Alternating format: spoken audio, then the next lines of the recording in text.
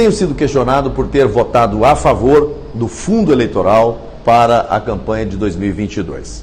Muitos dos que me questionam o fazem porque acompanham e acreditam no meu trabalho. Portanto, são dignos de uma explicação. Na vida pública, nem sempre a gente consegue decidir de acordo com a expectativa ou com o entendimento das pessoas. Eu já vivi isso em vários momentos. Um deles foi logo no começo de meu mandato no Senado, quando fui contra a chamada CPI da toga, por não ser a via correta para investigar e punir ministro do Supremo Tribunal Federal. Defendi que o caminho correto seria o impeachment. Eu fui extremamente criticado. Quando veio a CPI da pandemia e queriam incluir o presidente Bolsonaro, fui contra sob o mesmo fundamento, princípio da separação dos poderes. E onde estavam os mais ferrenhos defensores da CPI da toga? Contra o presidente Bolsonaro e ao lado do PT e de toda a oposição. Eu mantive minha convicção e minha coerência. Também fui muito criticado por ter votado a favor da lei do abuso de autoridade. Muitos que foram contra essa lei agora buscam nela a proteção contra os abusos de que são vítimas. Eu continuo firme na minha convicção.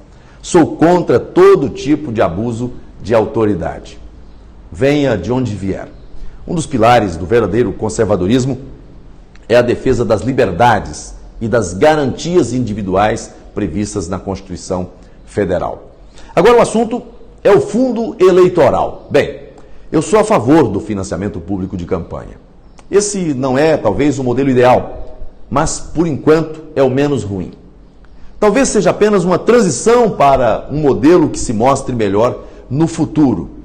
Mas por que o Brasil adotou o sistema de financiamento público?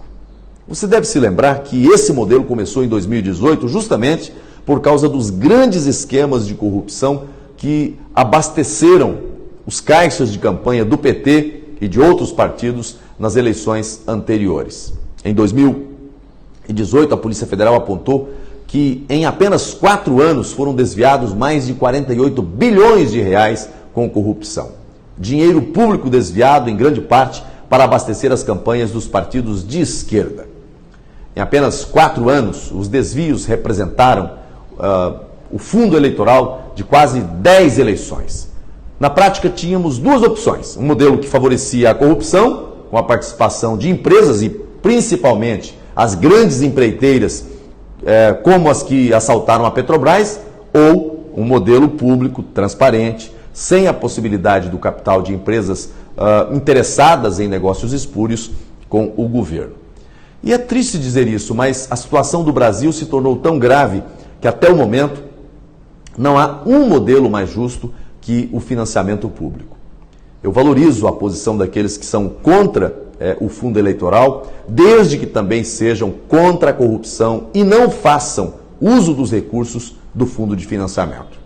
Incrível é ver a hipocrisia dos que se dizem contra o fundo, mas defenderam o maior esquema de corrupção que o Brasil já viveu e trabalham para que os mesmos atores voltem ao poder. Alguma coisa está errada.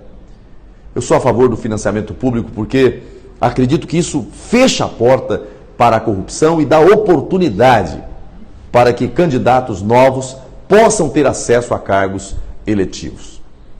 Em 2022, precisamos aumentar o número de deputados e senadores que não têm um compromisso com empresas que queiram assaltar os cofres públicos, como vimos, infelizmente, na era do petismo.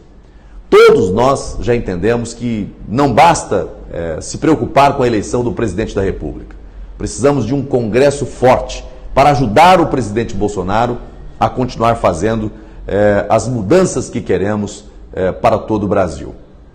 Um grande passo, a bem da verdade, já foi dado. Hoje não se fala em corrupção no governo. Acredito na possibilidade, portanto, de uma grande renovação na política, no parlamento, com a ascensão de candidatos que, mesmo não tendo recursos próprios para suas campanhas, possam se apresentar aos eleitores com um gasto equilibrado dos recursos do financiamento público, mas que participem. Sem participação não há mudança.